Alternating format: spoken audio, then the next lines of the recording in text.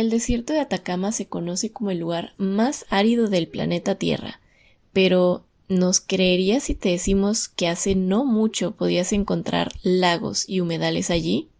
El día de hoy hablamos con la geóloga, paleontóloga y candidata doctoral chilena Andrea Quilamán, también conocida en redes sociales como la cuaternarista. Sí, sí, como el cuaternario, este periodo geológico en el que vivimos actualmente y en el que, en algún momento, existieron paleolagos y paleohumedales en el desierto más árido. Andrea estudia los cambios paleoclimatológicos del cuaternario a través de la sedimentología.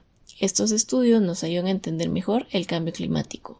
Además, es preparadora técnica de fósiles y en este episodio aprendemos más sobre qué implica preparar fósiles y cómo es que es, literalmente, una tarea en la que aplica la frase de echando a perder se aprende. ¿Cómo pueden estar la cordillera de los Andes y la costa asociadas? ¿Qué tienen que ver las herramientas de dentista en todo esto? Atacama, cuaternario, moluscos, ballenas y paleocaquita.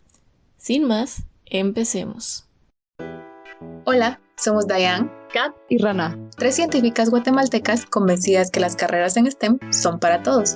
no solo para aquellos a los que les va bien en mate.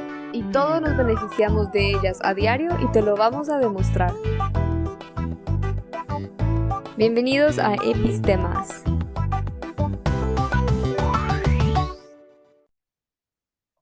Es un gusto tenerte aquí con nosotras y pues como todos nuestros episodios nos gustaría empezar con una pregunta y esa pregunta es, ¿quién eres tú? ¿Quién es Andrea Quilamán? Es una pregunta como compleja porque siento que tengo muchos parámetros, muchas líneas. En ese sentido, bueno, primero soy docente, entonces me empiezo a definir siempre por lo que más me gusta.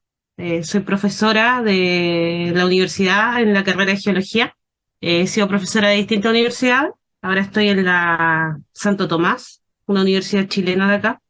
Soy geóloga, me titulé el año 2018, luego entré a un posgrado, un doctorado en realidad en la Universidad Católica de Chile, acá en Santiago, y en el doctorado estoy siguiendo la línea de paleoclimatología y paleoecología del cuaternario.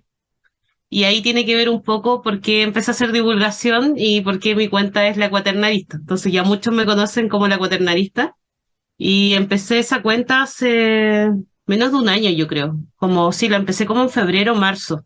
Así que ahí ha tenido harta evolución. Y otra de las cosas que hago y que tiene que ver mucho con ciencias también es que soy paleontóloga.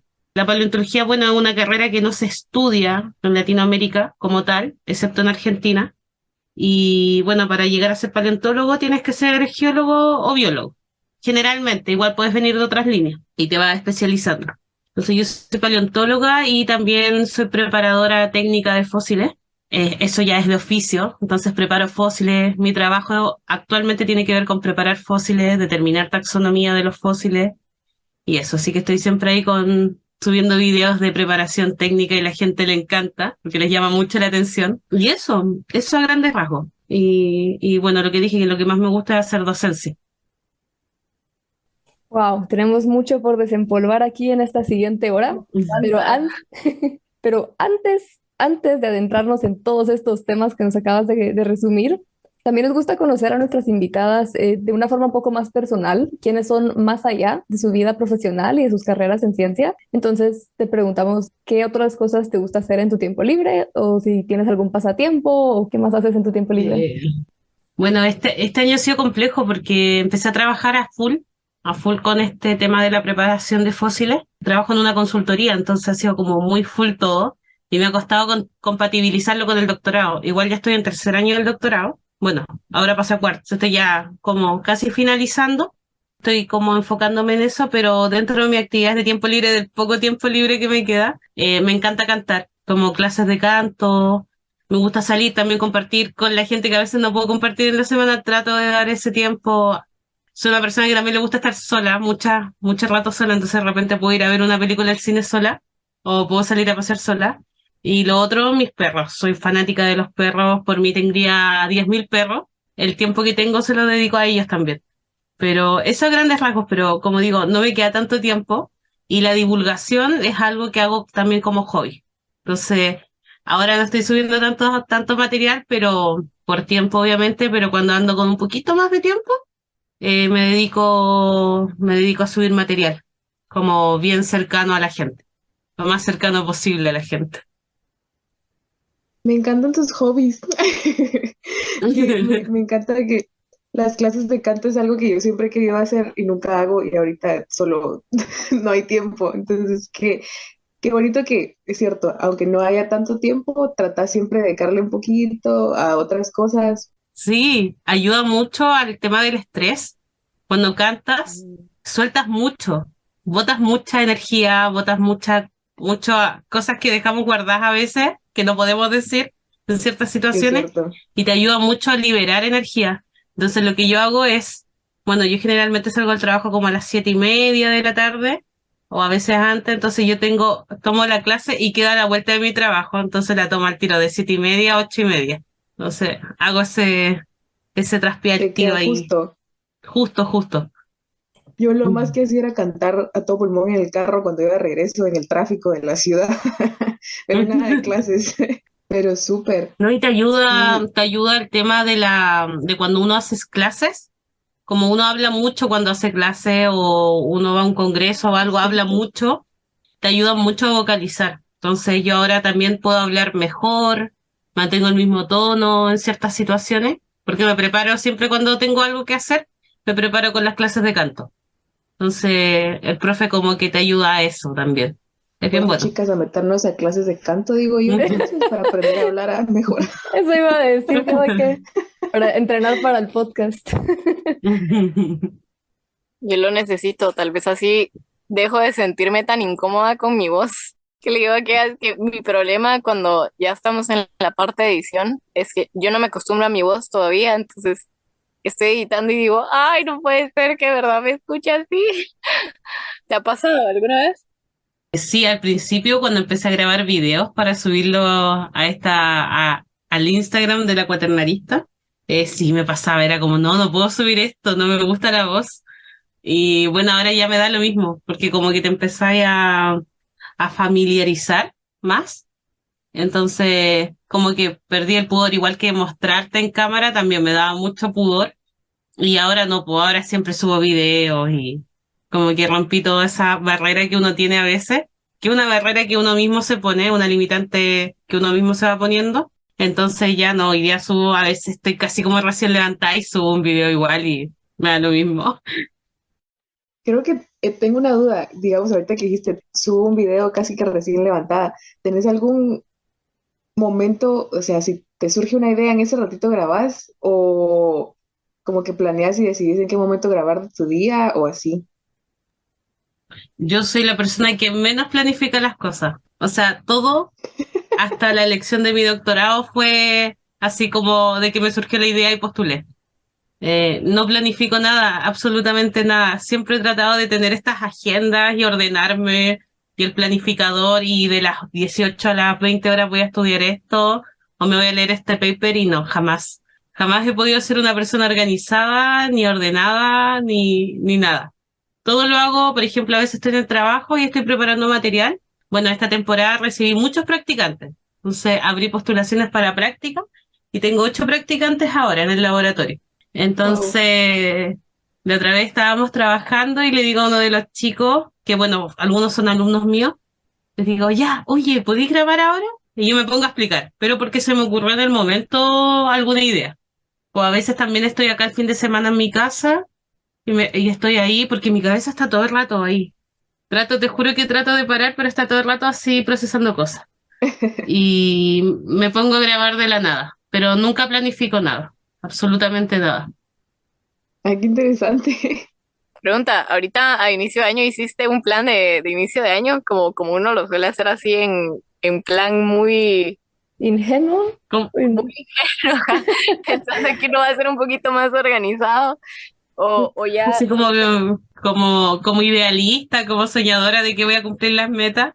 No, ya no lo intento. Antes lo intentaba, ya no lo intento. Pero la otra vez iba en el auto manejando al trabajo y escuché el podcast de usted, el de las listas. Y me reí mucho porque yo decía, oye, a mí me pasa lo mismo.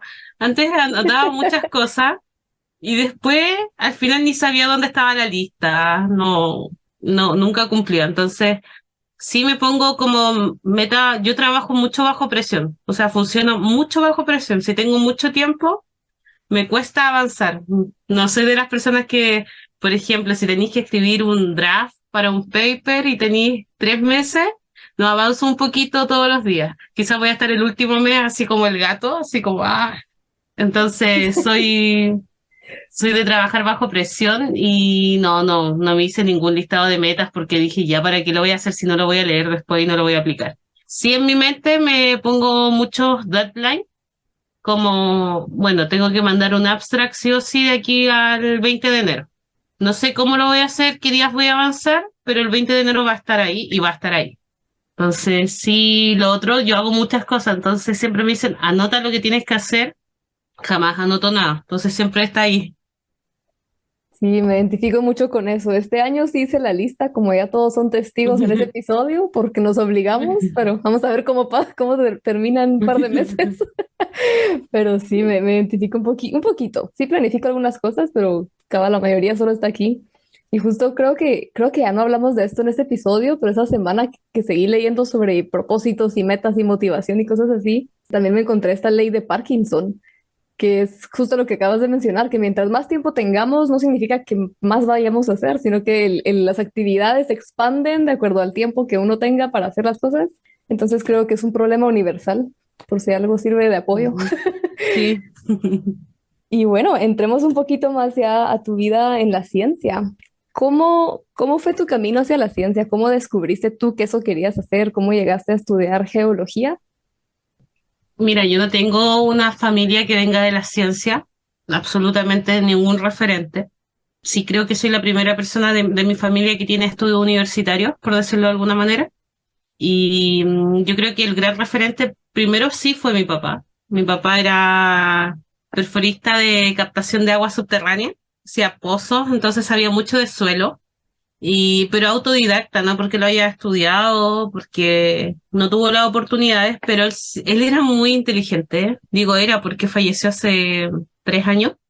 Era muy brillante, entonces a mí siempre me sorprendió su mente. Él trabajaba terreno, entonces lo veía re poco, pero era de los que cuando estaba acá en la casa, veía el National Geographic, el History Channel, no veía nada más, entonces yo crecí viendo ese tipo de cosas, entonces de repente veía reportajes de arqueología, de paleontología, y me llamaba mucho la atención, pero mi papá, yo creo que él fue como el que me empezó a inculcar un poquito, a sembrar un poquito esa duda, esa incertidumbre de la ciencia. Y bueno, a mí en el colegio me iba bien, siempre me fue bien, pero no porque estudiara, yo no estudiaba nada, de verdad, yo iba al colegio, llegaba y hacía cualquier cosa. Y siempre me quedaba así en clases, prestaba mucha atención, eso era, prestar mucha atención en clase y hacer todas las tareas que te daban durante la clase y eso hacía que me fuera bien, pero yo jamás tuve un hábito de estudio. Hasta el día de hoy creo que todavía no lo tengo.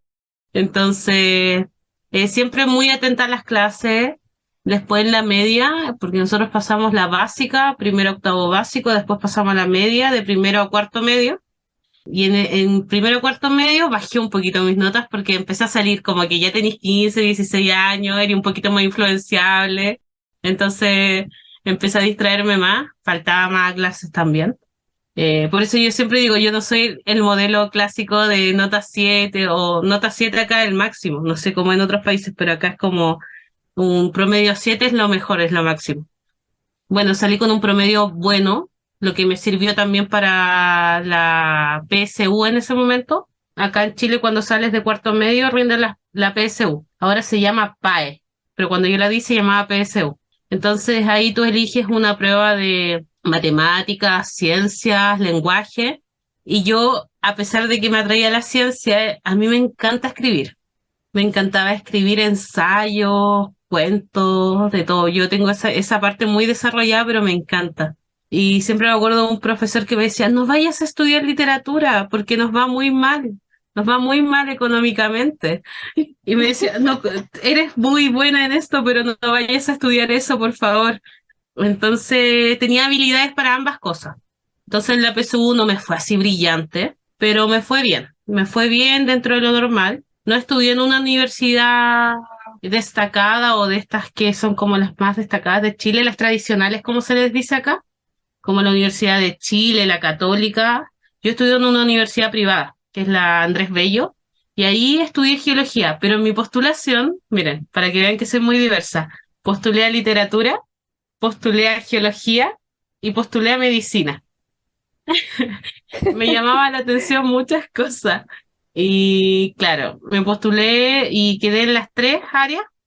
Y ahí elegí por geología, pero porque en la básica yo tuve una profe, porque yo iba a un taller de ecología. A un taller, era brigadista de ecología y veía las plantitas y la tierra y todo eso. Y ella siempre me decía, tienes mucho talento, deberías estudiar geología. Yo sin saber lo que era geología, pero siempre me quedo acá. Entonces, cuando ya estaba a punto de salir de cuarto medio, antes de rendir la PSU, me puse a revisar qué era geología. Y me gustó y ahí postulé. Pero yo creo que fue un trabajo que me quedó tan en el inconsciente que al final después me quedé en geología. Después supe que geología tenía mucho terreno y dije, ay, me encanta. Y ahí me quedé y estudié en una universidad privada que había abierto hace 2 años la carrera. Entonces era como, bueno, acá tengo dos opciones. O me va muy mal porque vengo de una universidad privada y no tiene el mismo prestigio que una universidad tradicional, o sigo con el concepto de que si tú eres bueno en lo que haces, te va a ir bien siempre. Muchas veces uno tiene que destacar que hay personas que son muy capacitadas, da lo mismo donde estudies, pero puedes llegar igual a donde mismo, puede venir alguien de una universidad tradicional, uno de una privada, y si los dos son buenos, van a llegar al mismo punto al final seguramente. Y también puede pasar que no, pero trabajé bajo ese concepto. En la universidad tampoco fui de la que nunca reprobó un ramo. Yo sí reprobé ramos, porque nosotros tenemos un plan común de ingeniería que es terrible, terrible. Así como que teníamos un ramo, los ramos físicos eran los peores de mi vida, eran terribles. Entonces ahí van por dificultad y compartíamos el código de electromagnetismo con los astrónomos po, y los geofísicos, y tú decís, nadie más que los astrónomos tiene que saber más física. Y yo que no necesito física en mi vida, comparto el mismo ramo con ellos. O sea, me acuerdo que entrábamos 100 a ese ramo y pasaba uno. Era terrible. Un logro. Sí, No puede era ser. terrible. Sí, y yo Yo no hubiera recuerdo sido esa mucho. uno. No, Definitivamente yo no no. lo fui. Yo no lo fui, pero tuve, no sé si qué fue, se alinearon los planetas, no sé. Pero me acuerdo que ese año se habían tomado la universidad. Jamás en la vida una universidad privada se la habían tomado para protesta. Siempre pasaba en las tradicionales, pero no en una universidad privada. Ese año se la tomaron, después volvió toda la normalidad, se hicieron los exámenes y aprobaron 2 de 150. Entonces decidieron hacer un examen de segunda por el tema de las tomas. Y te juro que en ese examen de segunda pasaron 5 más y yo veo mi root en el aprobado y fue como, no, mentira que lo pasé. Y nunca más vi física en mi vida. Terminé ese ramo y nunca más vi física. Pero sí, salí con un promedio ahí normal de la universidad. Siempre te dicen que uno tiene que tener un promedio alto para optar a becas, lo que sí es cierto, pero no es limitante. Entonces, si tú tienes un buen promedio, partes con un buen puntaje para la beca. Pero también hay otros parámetros que hacen ese otro setup, porque creo que las notas, por lo menos para las becas ANIT, que se llaman aquí en Chile, que es la agencia de investigación, y que te brinda todas estas becas de investigación y de posgrado en el extranjero, en Chile, todo eso. Creo que un 25% del 100% del puntaje corresponden a tus notas, ya sea de la licenciatura o un título profesional. Entonces tenéis todavía un 75% de posibilidades que se complementan con otros parámetros. Entonces, obviamente, si tenéis un buen promedio, genial, partís por acá. Pero también hay otro porcentaje que te puede ayudar también a llegar acá. Yo digo que es muy posible estudiar, no importa si qué tan bien o tan mal te fue en la universidad en el pregrado. Si vas a lo que te gusta y realizas otras actividades que complementen ese algo, tienes todas las posibilidades de adjudicarte una beca. Quizás te va a costar más, sí, totalmente válido, te va a costar un poquito más, pero no es imposible. Sí, completamente de acuerdo. Yo creo que depende del país y la beca, claro, pero cabal ahí cada vez más se les presta más atención a otras cosas como las habilidades blandas y que has sido activo como en otras actividades dentro de la universidad y todas estas otras cosas que a veces hacemos como de menos cuando realmente uno aprende muchísimas habilidades muy importantes personales y laborales, involucrándose en más cosas más allá de solo el salón de clases, ¿no? Es sumamente importante. Qué buenos consejos, qué bueno. Estoy feliz que nos hayas compartido esto para quienes nos escuchan sepan que no, las notas no lo son todo. Ujú. Y bueno, ya en geología, quiero hacer una pregunta tal vez un poquito tonta y me disculpo de antemano por el estereotipo. ¿De la geología a la paleontología jugó algún papel en tu vida Jurassic Park? Mira, cuando era chica me encantaba, los veía mucho, pero no jugó en mi parte un rol fundamental, porque yo cuando entré en geología me gustaba otra área de la geología, que era la geología estructural. Hasta como tercer año me encantaba lo que era geología estructural, que es ver el tema de las fallas, todo lo que tiene que ver con desplazamiento de bloques cuando ocurre una falla, todo eso me encantaba. Pero también después, como finalizando tercero, decía, igual esto es como mucha imaginación. Entonces, como que dejó de gustarme, porque a veces uno ve en los cerros como pliegues, como bien plegadas las rocas. Entonces veía estos pliegues en muchos cerros, por lo menos aquí en Chile es muy común. Entonces las rocas que generalmente deberían estar así horizontales, las vemos así. Y obviamente ahí hay fuerzas de presión actuando y que deforman las rocas.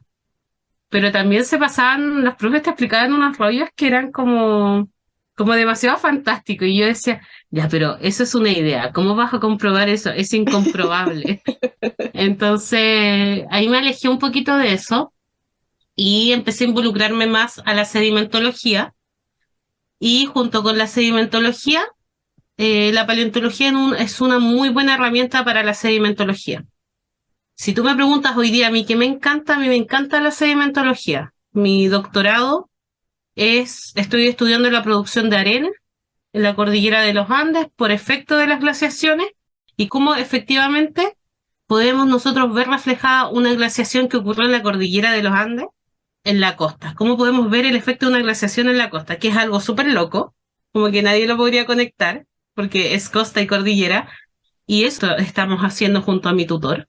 Entonces, todo eso es en base a sedimentología, entender cómo es la producción de sedimentos, cómo es el transporte de sedimentos, cómo efectivamente hay trampas de sedimentos en los sistemas fluviales y después en algún momento el mar actúa como un reservorio que guarda arenas y en algún momento las libera también y las deposita en la costa. Entonces, a mí eso me fascina y he ido aprendiendo y eso tiene que ver es mucho, ustedes mejor que yo pueden saber que uno tiene que leer mucho, mucho para entender ciertas cosas. Y de ahí también llegué a la paleo, o sea, me empezó a gustar mucho la SEDI, llegué a la paleo porque van de la mano, son dos cosas que tienen que ir juntas sí o sí. Yo en mi cabecita no las veo separadas, me cuesta mucho. Y resulta que mi tesis de pregrado la hice no me acuerdo ya cómo se titula, pero era paleohumedales en el desierto de Atacama, implicancias paleoclimáticas durante el Cuaternario tardío, que es el último ciclo geológico que tenemos, o los últimos 2 millones de años. La escala de tiempo geológico es la manera en la que dividimos los 4.5 millones de años de nuestro planeta Tierra. Unidades como eras, periodos y épocas facilitan el estudio de la formación de nuestro planeta.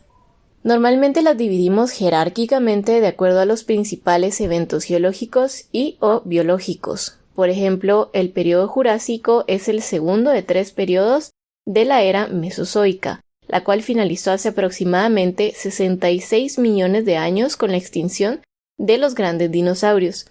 Desde entonces nos encontramos en la era Cenozoica, hoy más específicamente en el periodo Cuaternario, el que estudia Andrea. Entonces ahí hice sedimentología, vimos que efectivamente el desierto de Atacama no era tan hiperárido como lo es hoy día, sino que habían paleolagos en el pasado. Hace 50.000 años habían paleolagos, habían paleohumedales, habían roedores.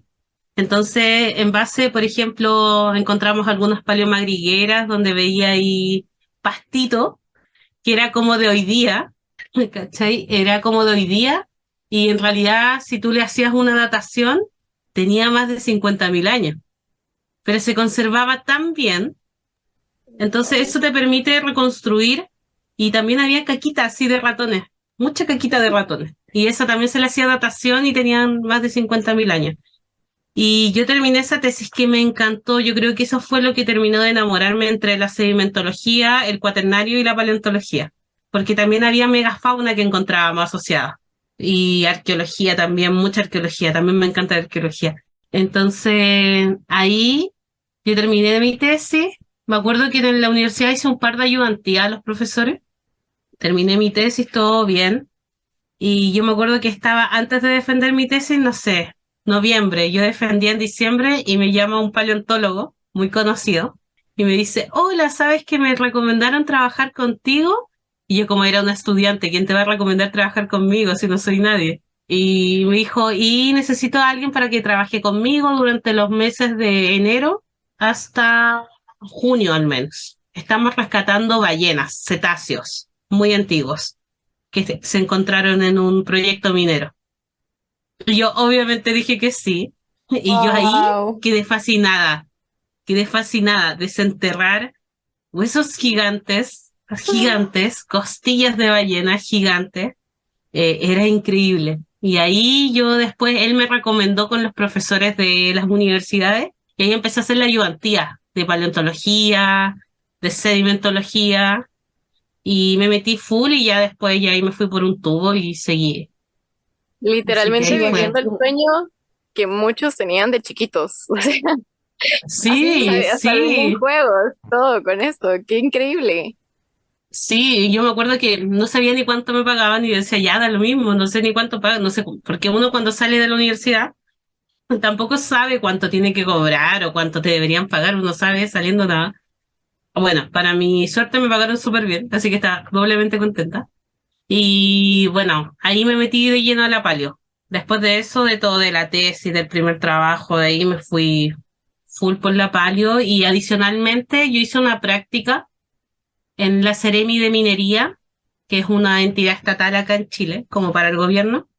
Y ahí yo también, pues, estuvimos visitando muchas localidades tipo, localidades importantes fosilíferas de la región de Aysén. La región de Aysén es una de las regiones australes de Chile, que está muy al sur. Yo jamás en mi vida había ido. Es hermoso. O sea, una de mis metas es irme a vivir algún día allá. Es hermoso. Y yo era estudiante y fui la temporada de verano a hacer la práctica. Viví allá 4 meses. Así que fue súper entretenida y ahí aprendí mucho de sedimentología y paleontología. Visitamos sitios que tenían mucho potencial paleontológico y también fue como que todo de a poquito me fue llevando sí o sí a la paleontología, sin buscarlo, obviamente. Esos bonitos accidentes. Yo tengo una preguntita, ya que estamos, ya nos contaste mucho de estas partes, pero tal vez es una pregunta muy básica, pero la pregunto porque lo vi en uno de tus reels también, entonces para que todos aprendamos más de esto que aprendí hoy en tu Instagram, que ya nos mencionaste, por ejemplo, la caquita de roedores y luego los fósiles de ballenas. ¿Qué es exactamente un fósil y qué es esta diferencia entre la evidencia directa e indirecta de que algo estuvo allí? Contanos un poquito Ah, más. sí, quizás lo dije o quizás lo grabé para una universidad, puede ser. Uno habla de, bueno, por lo menos los fósiles acá en Chile están protegidos por una ley, que aprovecho de decirla para cuando la escuchen, que es la ley 17.288 del Consejo de Monumentos Nacionales. Consejo de Monumentos Nacionales es la entidad que se encarga de proteger y que se cumplan la protección de este patrimonio. Entonces, tanto paleontología como arqueología se suman y entran y configuran lo que es patrimonio. En ese sentido, acá en Chile, o en realidad en general, todo lo que es fósil es lo que tiene más de 13.000 años. Es básicamente, o 10.000 años, lo van a encontrar 10.800, 11.000. No hay un corte bien definido, pero sí se habla o se postula de que ese rango, o sea, si algo ya tiene más de 10.000, 11.000, 13.000 años, ya es fósil. Si es menor, no es fósil, ¿ya? Y tiene que ver mucho también con el tiempo de fosilización también y por el tiempo de que esa evidencia perdure. Entonces, cuando tú me preguntas qué es directo e indirecto, lo directo es, por ejemplo, cuando vas a la playa y encuentras conchitas que si tú le haces una datación, aunque tú pienses que no son fósiles, te apuesto que tienen más de 40.000 años y son fósiles, ¿ya? Entonces lo directo es eso, es el corpóreo, es la conchilla. Eso que tú tocas es lo directo. ¿Cuál es la evidencia indirecta de que va a haber un fósil? La evidencia indirecta, por ejemplo, si nosotros encontramos el esqueleto de un dinosaurio completo, esa es una evidencia directa, sabemos que ahí está el individuo. Pero si nosotros encontramos las huellas, las pisadas de un dinosaurio que se conservaron en el sustrato, en la tierra, en el suelo, eso es una evidencia indirecta. Sabemos que estuvo el dinosaurio, pero no tenemos al dinosaurio ahí. Eso es indirecto, pero nos ayuda a saber que efectivamente estuvo ahí y que quizás su esqueleto u otro no se pudo conservar por ese motivo. Esa es como la gran diferencia entre uno y lo otro. Y de casualidad es más común encontrar un tipo de evidencia que la otra, o sea, es más común encontrar directamente los huesos, los esqueletos o las huellas y este otro tipo de evidencia indirecta. Yo creo que ambos. Por ejemplo, la evidencia indirecta quizás son más fáciles que las pillemos, porque a veces las vamos a ver en las rocas. En rocas podemos ver ondulitas, que son un tipo de estructura sedimentaria que se forman generalmente en fondo oceánico. Entonces, por ejemplo, en la costa de Chile central, acá en Chile podemos ver rocas que nosotros que sabemos que estaban en profundidad, en la zona del talud. La palabra talud se refiere a la inclinación de un terreno, pero en las ciencias acuáticas específicamente es utilizado para referirse a una muy fuerte inclinación en el fondo del mar, la cual básicamente conecta la plataforma continental a la parte más plana del fondo del mar. Y hoy día la vemos acá en la playa, así, están ahí brillantes y las tocas, pero hace millones de años atrás eso estaba muy abajo. Entonces eso nos habla también de que hubo, se alzó el continente, por ejemplo, una tectónica asociada. Entonces a veces podemos ver evidencia que serían las indirectas, como las huellas, las trazas.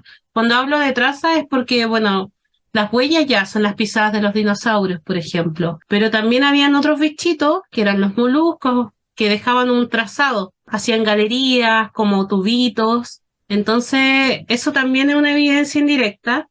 Y la parte directa a veces es muy difícil de encontrar porque por condiciones climáticas, de condiciones sedimentarias, a veces no lo vamos a pillar y no se pudo conservar bien. Generalmente, por ejemplo, con los amonites, conocen los amonites, ¿cierto?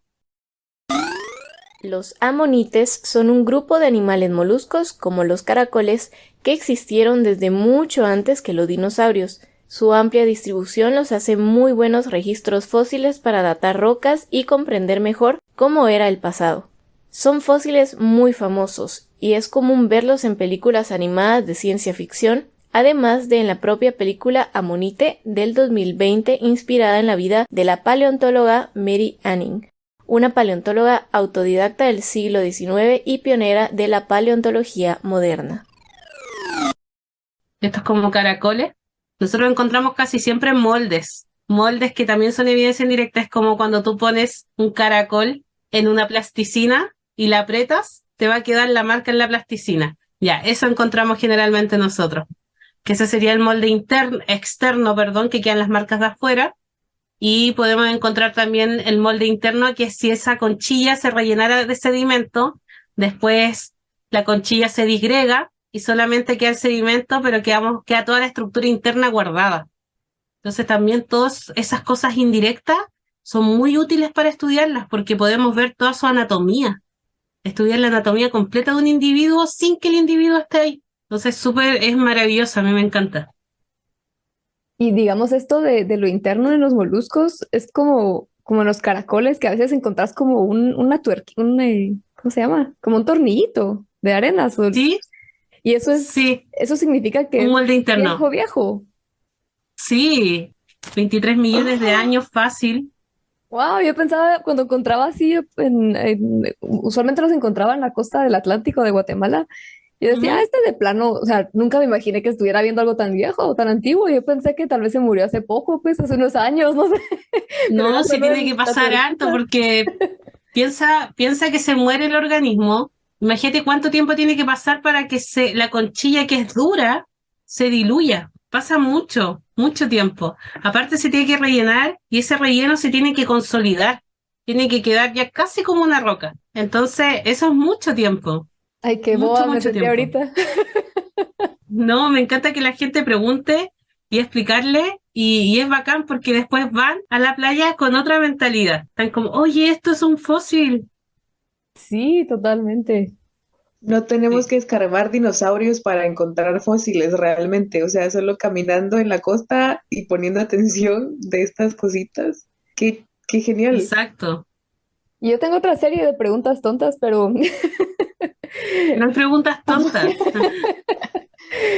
siempre me pregunta, estoy segura que esta sí es medio tonta, medio divertida, pero como, no sé, de metodologías, digamos, cuando estás con los pincelitos y estos aparatos o herramientas que se ven como de dentista, o no sé si en realidad son de dentista o qué son. ¿Cuándo sabes Sí, como totalmente.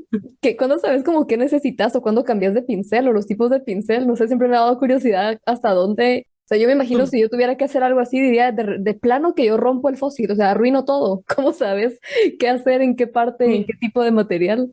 Bueno, yo igual he ido aprendiendo mucho, siempre me estoy capacitando y capacitando a la gente que trabaja con nosotros. Yo trabajo en una consultoría ambiental, o en una consultora ambiental. Y acá el staff de palio es grande, entonces hay palios que están en terreno. Yo antes, oye, hasta marzo iba full mucho terreno. Y ellos están en proyectos de gran envergadura aquí en Chile, o sea, de minería grande. Y en esas se encuentran muchos fósiles.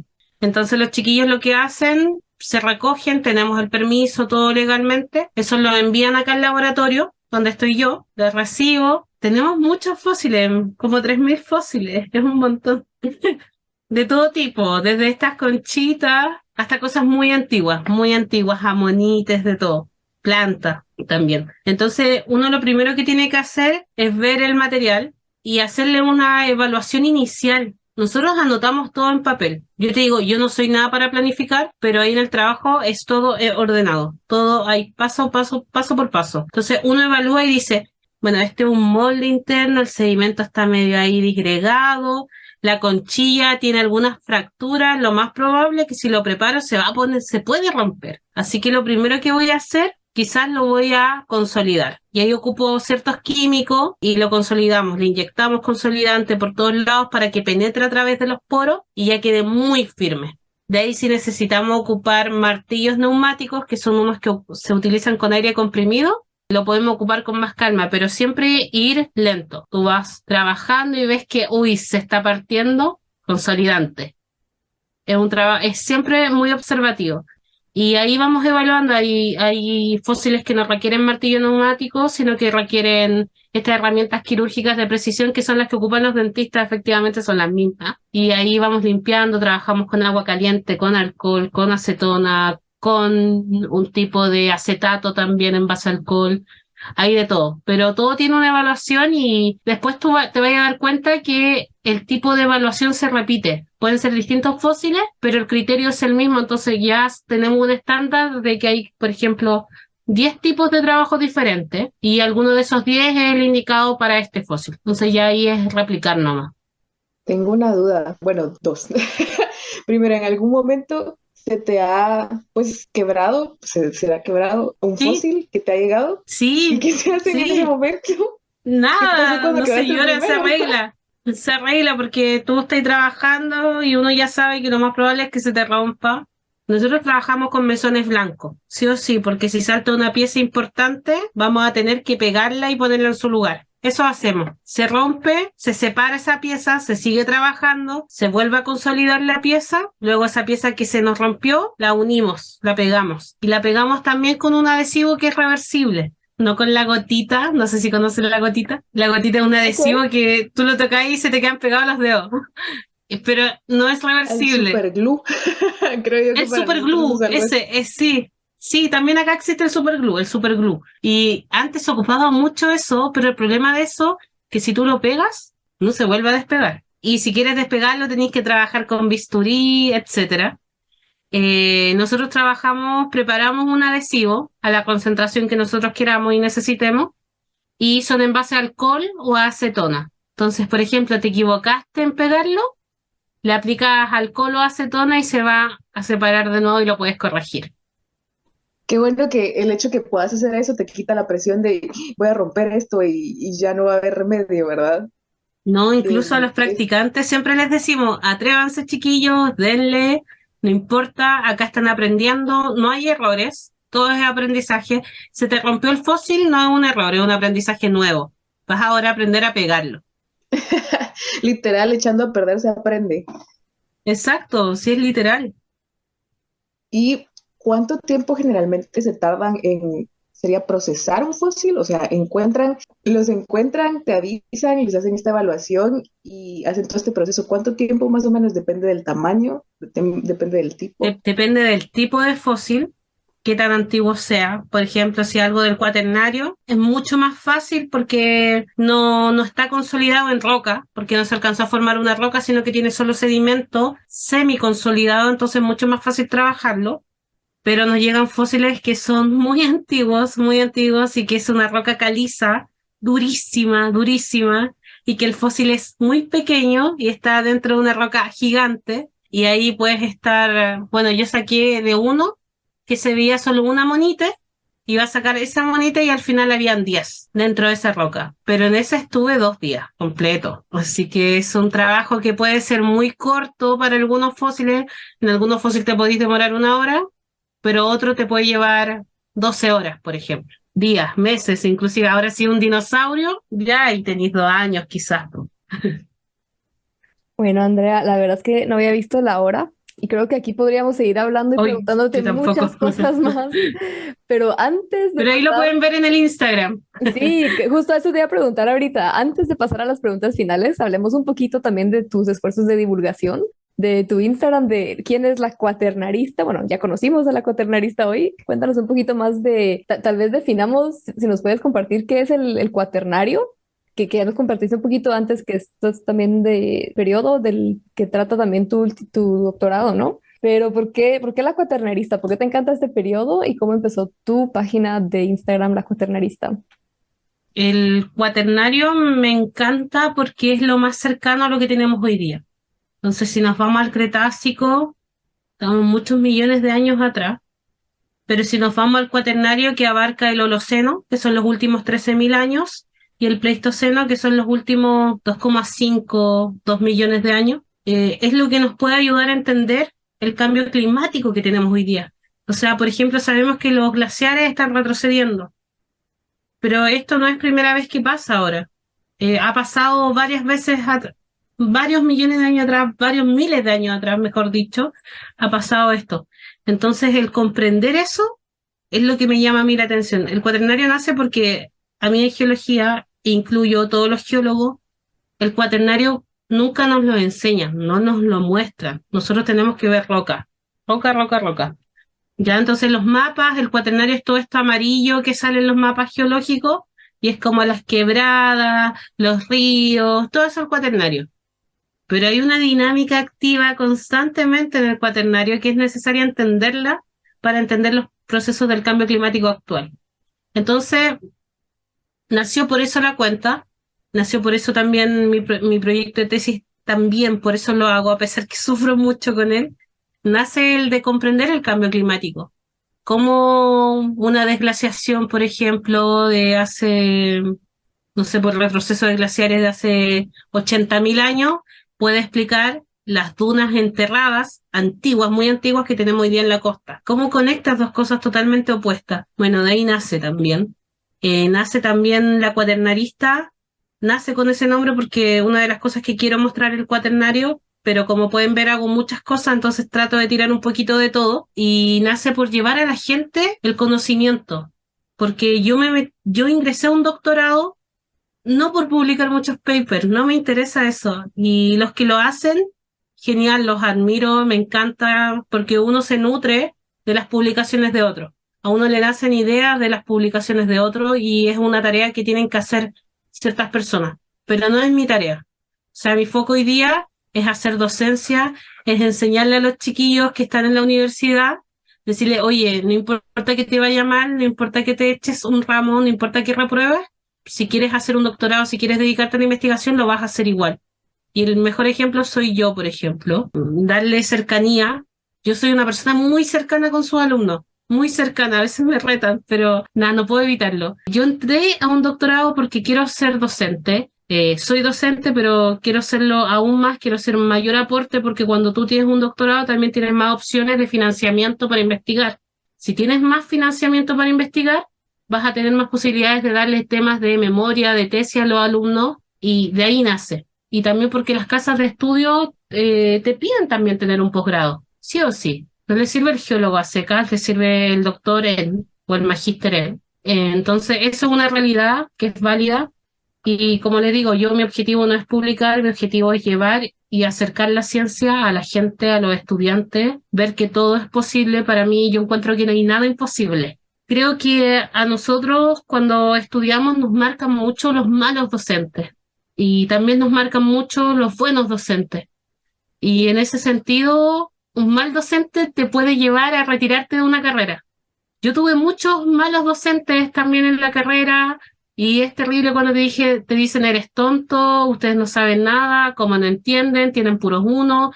Y yo digo, ¿de verdad no les hacen una prueba psicológica a los docentes que deberían hacerla? Que yo sé que no la hacen, nunca se va a hacer, pero deberían hacerla porque hay palabras tan fuertes que pueden hacer que una persona que pueda ser brillante pueda querer no ser nada a causa de una palabra, una frase muy negativa que le di. Yo no sé si algún momento yo lo he hecho, porque a veces uno tiende a decir cosas a veces sin darse cuenta, pero yo trabajo mucho para evitar ese lenguaje. Todo lo contrario, trato de hacer un lenguaje positivo, me carga odio y odio ocupar la palabra odio, pero odio mucho cuando alguien se cree superior a otro. No existe, para mí no hay diferencia. No hay diferencia entre un estudiante de pregrado y un posgrado. La única diferencia es que uno tiene un poquito más de conocimiento, por obvias razones, y nada más. Pero mi misión y mi meta es lograr ser, no sé si una referente, pero sí ser alguien que sea cercano a los estudiantes con el fin de que se inspiren y sepan que todo es posible y que no importa que el otro profe te haya dicho que eres tonto, no importa, lo podía hacer igual. A mí me dijeron muchas veces que era tonta y estoy acá y me va bien y creo que eso me inspira y me gusta mostrar eso en el Instagram y me gusta mostrarle a las comunidades también de que tienen que darle puesta en valor a sus comunidades y protegerlas, proteger los sectores aledaños que son fosilíferos, por ejemplo. A mí me escribe mucha gente, no sé, junta de vecinos de tal lugar. Mire, sabe que encontré esto y son puros fósiles. Y tú le explicas y les das conocimiento porque la cultura al final no se transmite de manera horizontal. Los que tienen acceso a esa cultura son los que están de manera vertical y en ese sentido el fin de esta cuenta es llegar a todos, desde un niño hasta una anciana, hasta un geólogo, hasta una persona aficionada. Mi cuenta apunta a todo, pero con un lenguaje que si bien a veces es técnico, sea cercano. Tampoco quiero subir contenido como chistoso, porque no es mi foco, porque hay muchas cuentas que llegan por ese sentido, que también es válido. Yo quiero entregar conocimiento y esa es mi meta. Si yo logro transmitir mi conocimiento y que me digan, oye, entendí todo, para mí es como un checklist muy positivo para mí. Ay, qué fuerte, qué buenos mensajes. Me encanta que podamos plasmar esto y compartir esto en este episodio. Yo quiero recibir clases contigo. ¿Cómo le hago? Sí, yo también. Sí, yo también me encantaría, la Sí, verdad. sí, igual lo voy a dejar un ratito de hacer clases porque este semestre me ausenté mucho por el tema del doctorado, el trabajo, y también uno tiene que hacer el mea culpa de te puede gustar mucho algo, pero tenéis que dedicarle el tiempo necesario para hacerlo. Entonces a veces hay que tomarse pausa y yo ahora ya me voy a tomar una pausa para poder terminar lo que estoy haciendo y después volver ahí con todo de nuevo. Pero sí. Justamente ayer me escribió una estudiante que le hice clases quizás hace 2 años, o no, el año pasado, no fui de su comisión, no fui su profe guía, su tesis no tiene nada que ver con lo que yo hago, pero me escribió, profe, soy geóloga, muchas gracias, ¿cómo fue? Muchas gracias por todo. Y yo, pero felicitaciones, me encanta, pero gracias porque porque, profe, usted me ayudó con mi tesis cuando no tenía ni pies ni cabeza y gracias a usted la terminé. Y yo te juro que no sé qué hice. Sí me acuerdo mucho que conversé con ella de cómo debería afrontar las cosas y creo que le quedó muy marcado y eso es como rico después leerlo. Es como, bueno, algo hice bueno. Ay, me encanta, yo quisiera seguir platicando contigo tantísimo más tiempo, pero ya tenemos que ir cerrando. Entonces, pasamos a las preguntas finales. Bueno, siempre nos gusta también terminar las entrevistas con 2 preguntas. Y la primera de esas preguntas es, ¿qué consejo le darías a tu yo de 17 años? A mi yo de 17 años, que estudie, que sea organizada. No, mentira. A mi yo de 17 años le diría que siguiera como estaba, que las cosas cuestan, sí. No hay que sacrificarse tanto. Yo he aprendido que no es necesario sacrificarse tanto. Creo que tenemos muy idealizado el sacrificio, como si quieres algo que te cueste harto. Y no tiene por qué ser así. Yo lo estoy aprendiendo y lo estoy tratando de aplicar de a poquito. Le diría que se puede, que se viene difícil, que te van a pasar cosas que te van a doler, que quizás tu papá no va a estar después de nuevo y eso te va a afectar y te va a hacer caer, pero que de ese dolor seas resiliente y de la resiliencia vas a lograr muchas cosas buenas, que es lo que ha pasado. Entonces creo que la resiliencia es algo que es bueno aprenderlo y es bueno practicarlo. Inconscientemente creo que somos personas resilientes y le diría que las mujeres lo podemos hacer todo porque estás en un sistema de machismo muy fuerte donde las mujeres deberían estudiar cualquier cosa menos ciencia, pero no es así y que las mujeres hoy día están así, muy arriba y todas las referentes tuyas van a terminar siendo mujeres. Eso le diría. Me encanta. Te hago la última pregunta, que es, en tu opinión, ¿qué pueden hacer las personas que nos escuchan hoy para apoyar al desarrollo de la ciencia en tu país o en la región? Yo creo que lo que tienen que hacer es que dentro de sus posiciones, ya sean posiciones importantes de jerarquía, promuevan la ciencia, la promuevan, inviertan en ciencia, inviertan en capital humano. Si eres profesor, apoya con las ideas a los estudiantes, no les digas que sus ideas son tontas, porque de esas ideas salen proyectos de investigación brillantes. Le diría a la gente que tiene dinero y que tiene la posición de poder ayudar que invierta en ciencia, porque es lo único que nos va a ayudar a este cambio climático que estamos teniendo, que es súper fuerte. Le diría a los grandes empresarios que se preocupen de proteger las áreas verdes, la fauna, la flora, y le diría a las personas que están escuchando esto y que tienen ganas de hacer ciencia y que piensan que nunca van a poder ser científicos, que sí van a poder hacerlo y que nadie los frene y que nunca se queden con la opinión negativa que les diga alguien, porque esa opinión negativa refleja más lo que es esa persona que lo que eres tú. Entonces, mientras uno transmita amor, pasión, dedicación, siempre, siempre va a haber alternativa de que te vaya bien. Siempre va a haber una vía de que llegues al punto que quieres llegar. Quizás va a ser un camino zigzagueante, sí, pero vas a llegar igual. Hay algunos que tienen un camino recto y lo pueden hacer porque tienen más facilidades, que es válido también, pero todos podemos llegar al mismo punto. No importa si tienes menos accesibilidad, podemos llegar todos al mismo punto si tenemos nuestra meta muy clara. Gracias, Andrea, por recordarnos que todas las personas podemos jugar un papel importante en el fomento de la ciencia. Y sí, eso incluye el importante papel de los docentes al motivar y promover la curiosidad científica desde el salón de clases. Y gracias por hacer que nuestro próximo viaje a la playa sea con otros ojos. Y gracias a ti, que nos escuchas, por acompañarnos en un episodio más de Epistemas. Recuerda seguirnos en nuestras redes sociales y también desde tu plataforma de podcast preferida. Y cuéntanos, ¿ya has encontrado tú algún fósil?